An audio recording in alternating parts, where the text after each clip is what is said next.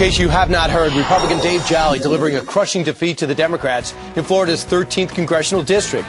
The new congressman-elect winning a special election 49 to 47%. He was trailing a week ago. So what does this victory mean, if anything, for the future of the Democratic Party and how the Republicans should run in the midterms in a few months? Let's ask Wisconsin Governor Scott Walker, who's got a re-election fight of his own. Governor, welcome back.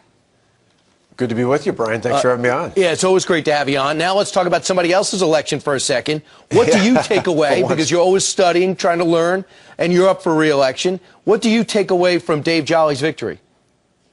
Well, this is a big deal. I mean, for anybody who thought Obamacare wasn't going to be front and center in the 2014 election, this election, yes, a day ago in Florida shows that that's exactly what the election is going to be about. And it's not just about Obamacare, it's about the failure of big government.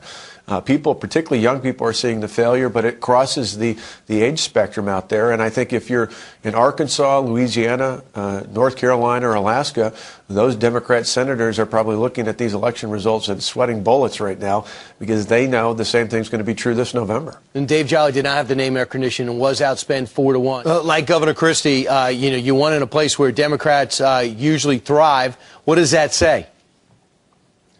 Well, I think people are hungry for leadership in times of crisis, be it economic or fiscal, both of which our state has tackled the last couple of years. People more than anything in the center don't want you to move to the center. They want you to lead. And we took, as you mentioned, more than a $3 billion deficit and turned it into a surplus. We did it in a way that wasn't about austerity. It was about reform.